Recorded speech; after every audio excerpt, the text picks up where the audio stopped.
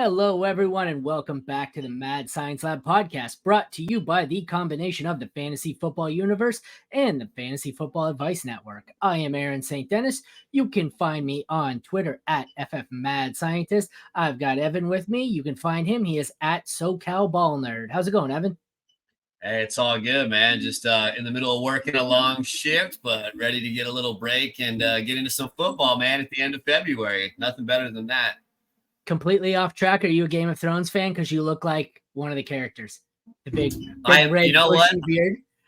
I've never seen an episode of Game of Thrones at all. Not a single portion. Barely. I mean, even like a clip of it. I wouldn't know a dang thing you were talking about. So it's a pretty, well, it's not an obscure character, but if you've never seen it, you wouldn't have any clue what my reference is. So I'll just move on. How's it going, man? Hey, it's good, man. But I can imagine from the little bit I do know about it, looking like that kind of character. So, but it's all good, man. Having a good day. Happy to be on. Thanks for having me, man. You totally look like you're streaming from a doctor's office. Not gonna lie, I know you said you're not, but you're at work. But you look like you're in a doctor's office right now. It's got the calendar. It's the second room of the office at work, which has like a deposit bag. Like it looks like a medical bag. Probably it's like collecting stool samples on my podcast. Some would say that's what I've done all along. It's just one big stool sample. So, all right. Before we get too deep into it, you want to tell everyone where they can find you and your work. Yeah, so again, I'm Evan at SoCal Ball Nerd is the handle right there on Twitter. You can find me on X pretty much all the time, dropping posts. Co-founder of the sports affiliation with at IDP Iggy and JC Money, which you know, sportsaffiliation.com, the sports affiliation YouTube, at the sports affiliate on Twitter. Find my work there, articles on the website. Consistently, dropping plays, dropping thoughts all day through the timeline. That's pretty much what I got going on, man. You can just find me on Twitter. Awesome. I guess we can get into it. We've got another edition of 2024 Dynasty Risers and Fallers. We will start with your riser. That is New York Giants wide receiver Wandale Robinson. He's going into his third year. He has finished as wide receiver 115 and wide receiver 53. Last season, 60 catches on 78 targets for 525 yards and 1 touchdown. His keep trade cut value, which is, at this time of year, probably the best indication of how the general public values him. They have him 172 overall in single QB drafts, wide receiver 67, whereas Fantasy Pros expert consensus has him as 162, wide receiver 68 overall. So he's 10 spots higher on Fantasy Pros and basically the exact same number, difference of 1 in overall positional rank. The 10 spot different in Fantasy Pros is likely that the experts are waiting much later on quarterback and pushing them down. Because like I said, it's one quarterback ranking. So wide receiver 67, 68 range. What are you thinking here for Wandale? He is, I'm going to look just a sec. I don't know how far down that is, which tier that is. 60.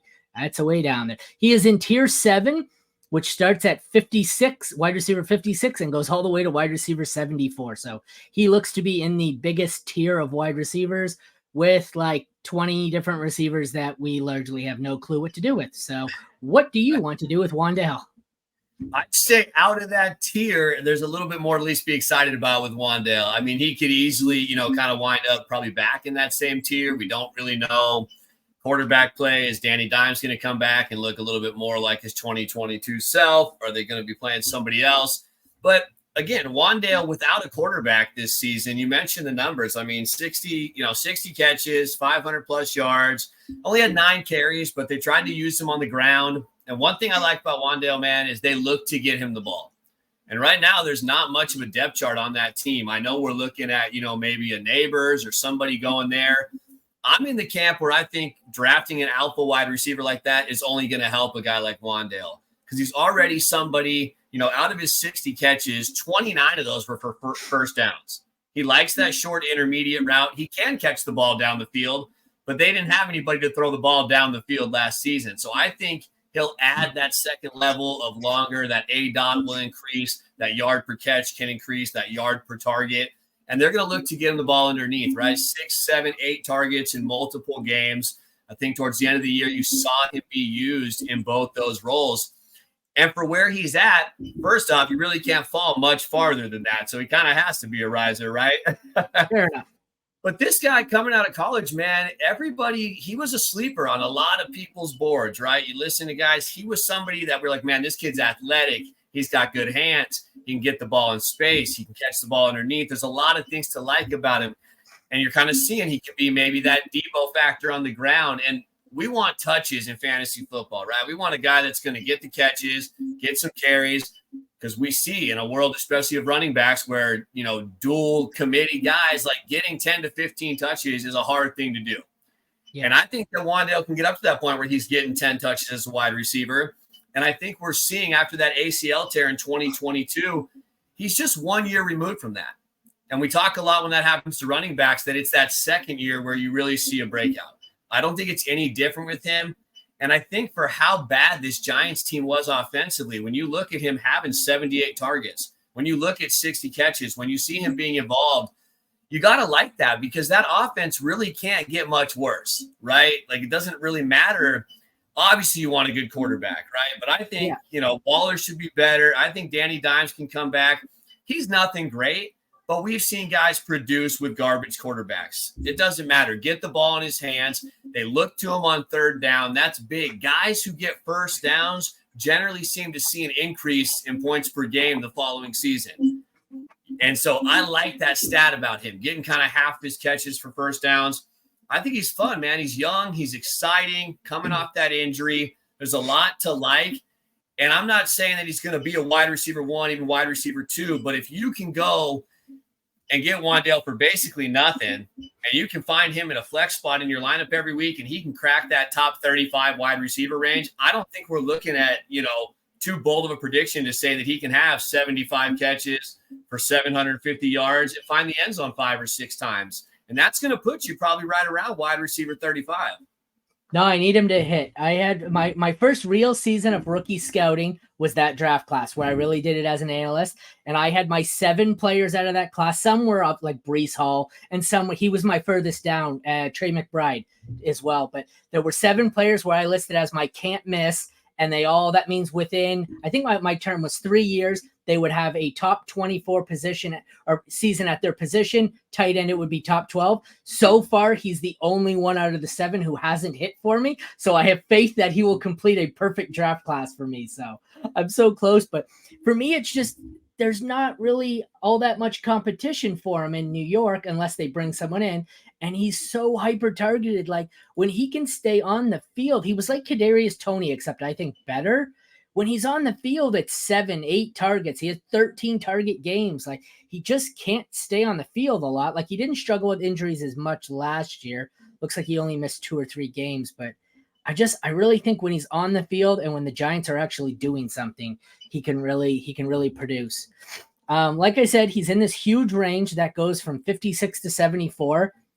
And it's tough unless you want. The only ones in this range that you might take over him are the rookies. Like, you've got the rookies of Brian Thomas, Xavier Worthy, Keon Coleman, Adonai Mitchell. So you've got, and Ladd McConkey. So you've got tier 2 of rookies in this group. Then you've got some guys who missed: Marvin Mims, Treylon Burks, Michael Wilson, Jonathan Mingo, Jalen Hyatt. I don't know if I'd rather have him over any of those guys.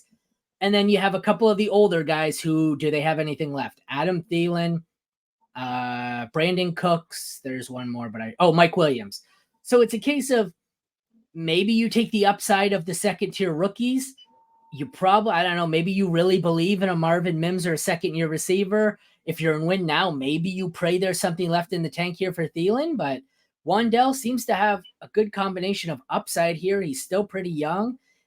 I don't know. I think he's probably one of my favorite out of this group of 20 here. And maybe him, Shaheed, and Dontavian Wicks. But like, Bateman is 2 spots below him. I would take him over Bateman 100 times out of 100. So I don't know. What do you think? I know that was a lot to digest between the rookies, the second year bust, and then some of the older guys. But how do you factor, or how do you feel about him in that range? I I agree with you. There are some guys to like. I mean, there were things that Mingo did that I think were exciting. There were some things that Wicks did, but there's a lot more mouths to feed over there in Green Bay. I'm not a big Christian Watson guy, but he's somebody that wasn't on the field. So if he is back on the field, it's another guy there. Marvin Mims, I want to see more out of a rookie. I like Marvin Mims. He's still on my list of guys that I think is going to be a good player out of that draft class, but he just didn't get the workload. And I love year 2 players, man. Like show me something your rookie season. I'm buying year 2 breakouts all day long. And I think that Wandale kind of fits that, right? Because he really didn't have a rookie season. If this was Wandale's rookie season, everybody, and there's already some praise, and I think people are a little higher on him than I thought they might be across the board in some areas. But if this was a rookie campaign for Wandale, man, he would be way up there on that, potential upside sleeper type board. But I don't want Adam Thielen, man. Wandale's 23 years old. He was on a horrible offense. He did stay on the field. Like, his numbers should increase. And you're looking at having a player not just for this year, but for the next few years, right? He's still going to have, 2 more years left after this on that deal. I just think the upside there short term is as good as any of those players. And if he does take that next step this year, can he take another step? Can he get up to being a guy that maybe is 90 to 100 catches? I don't know. That would obviously be a huge year this year. There's some really interesting names, Mark, are ranked way above him. Christian Watson, who you mentioned, 30 wide receiver spots above him. Which, okay, so you're going off of one really good stretch of like 4 games. Okay, fine. Josh Downs, 25 spots ahead of him. Josh Downs didn't really do anything. He had, a couple of good games.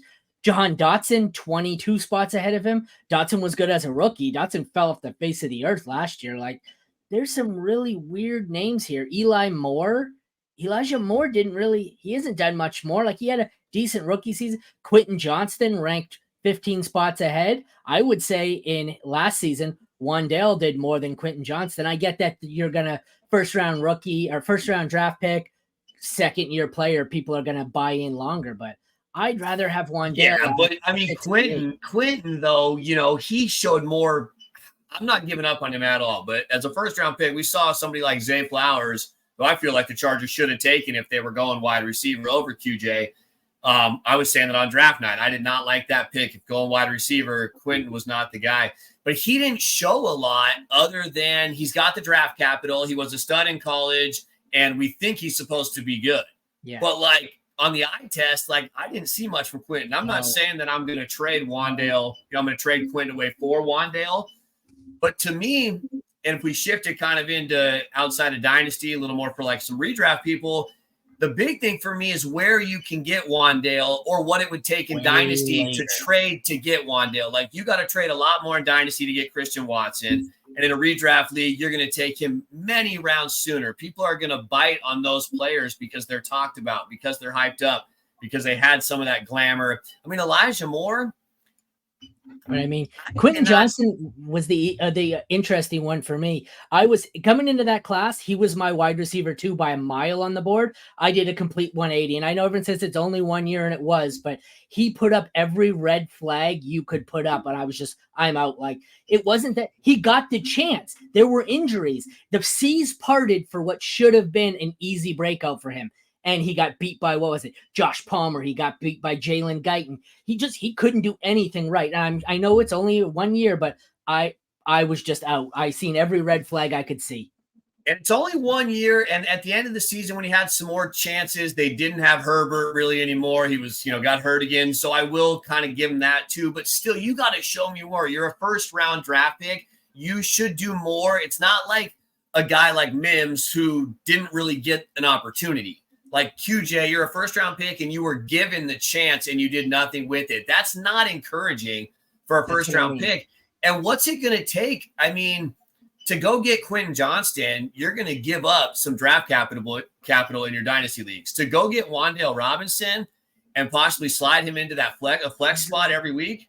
He's on waivers in a few leagues I'm in. I got him off waivers. That's what I like. That's what I want. It's not that I'm saying I would do them 1 for 1, but it's like, how can I build my team giving up a lot less to get a guy that I think can have as equal to or even a better season. And I think Wandale fits that mold. I mean, if he finishes in the top 35, I know we want top 24, but let's just say for the average, he finishes top 35, that's 30 spots higher. He's going to pass at least 30 of those guys. And then other guys that are ranked, are going to drop down. Yeah, so absolutely. That value, what you can get on the upside to me is just, there's too much there, too much that he did last season not to not see him moving up that board.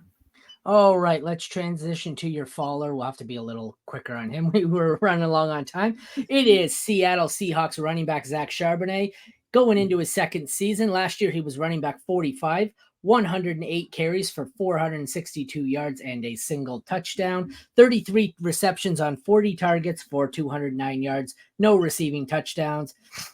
Keep Trade Cut has him as RB21. Fantasy Pros only has him as RB30, and he's ranked in the 90s overall on both sites. Where do you see him for you? Let me check. I just want to see what tier he is quickly here. They have him at 30 overall. So he is the bottom of tier 4, which is very wide. It's got a lot of the older guys, but it starts at 19 with David Montgomery and goes all the way to 31 with James Conner. So there is a mix of old guys, James Conner, Nick Chubb, Eckler, Jones, Henry, Mixon, Kamara, and then you've got a few of the up-and-comers like Tyjae Spears, a younger guy like Brian Robinson and Jalen Warren. So he is basically the youngest, him and Tyjae Spears, out of this group of what is pretty much veterans who've hit the age cliff. So what do you think here about Zach Charbonnet?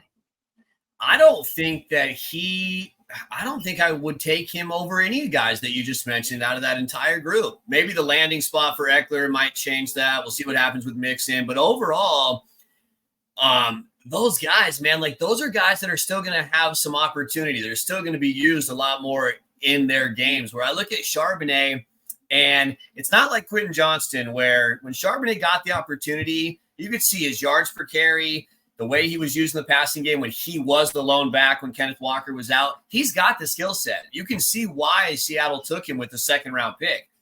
But when Kenneth Walker's in the game, he's averaging 5.5 fantasy points. Like, he's not getting the work. And Kenneth Walker's only 23 years old, still has 2 years left on that deal. And when they're both active and healthy, you saw the last 3 games when Walker was back and fully healthy, the workload is all Kenneth Walker. Same target share, 7.6%, even though Charbonnet is the passing down back. And that's my issue with Charbonnet is he was the third guy after Bijan, Gibbs. Bijan and Gibbs, Charbonnet. I mean, the drop-off there is huge. And not necessarily in talent or skill, but the avenue to production. And I'm not going to play a guy that's going to give me 5.5 points.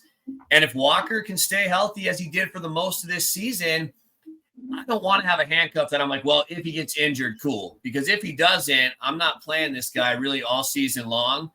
So where I'm at in Dynasty, if I'm really, really young and I can maybe hold him, I got to hold him for 2 years, though, probably. I don't even know if I want to do that, but that might be a scenario where I do it. But what I'm trying to do with Charbonnet is I think there's still people that were high on him last year that still think Walker is an injury risk. They think Charbonnet will take the job like they did last year. That's why he was thought of so highly. You can find those people, and I think you can flip him, for a good second-round pick or maybe a second-year player that we saw more out of that is going to get to play, right? Maybe someone will give you Dontavian Wicks, something like that. Maybe if you're shallow at receiver, you try to get Wandale. I think there's more value in flipping him for a guy that's ready right now than holding on to him. And for what we drafted him at last year at rookie drafts and being that third running back, I don't see that avenue, right? Like, to me, he's closer to 5 points a game than he is double digits. And where does that help us?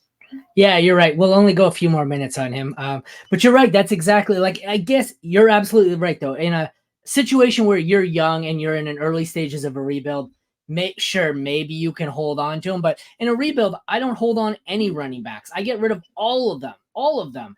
But in a situation where I'm a contender or like even a middling team, I'm taking him there's 8 running backs here. I'm taking him over all those aging guys because even if I get one season out of Chubb, Eckler, Jones, Henry, Mixon, Kamara, Montgomery, 1, even 2 seasons out of them as a contender, I may never get that out of Charbonnet with where he is. So you're right.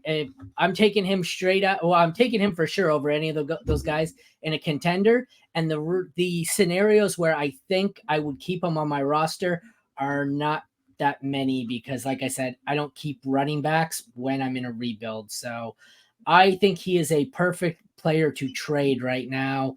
Even I think if you ask me straight up, I'd trade him for Tyjae Spears straight up without question. Yeah. I want No Spears. doubt. I mean, the volume, the road for Tyjae is there. And we saw, I mean, the amount of passing work he got, the volume he's going to get on the ground. When he got the chances, the road is there for him. I'm high on Tyjae. I mean, that's what I want. Charbonnet has that draft capital, but he doesn't have the road without an injury. And that's just a lot. I don't want to bank on an injury. Yes, Charbonnet can be good if that happens, but that's if that happens. I want a guy that's already going to get that opportunity. Alrighty, why don't you tell us one more time where we can find you in your work so you can go back to the doctor's office? Get back to my stool sample right here. So, yeah, exactly. Hey, man, I appreciate it, Aaron. Thanks for having me. I know we talked a little extra there, but always love chatting with you, man. Always a good time. Again, at SoCal Ball Nerd, you can follow me on Twitter with the Sports Affiliation, at the Sports Affili on Twitter. Check out the Sports Affiliation YouTube, thesportsaffiliation.com. Find some of my articles and work there. Right now, dropping a lot of NBA plays. That's kind of what I do. A lot of NBA and MLB in the off season, but got to stay fine-tuned with the football. I'll never miss an opportunity to talk that. But a lot of NBA stuff going on right now, a lot of MLB. And then once the draft kicks in, I'll have a lot more football content coming back up as well.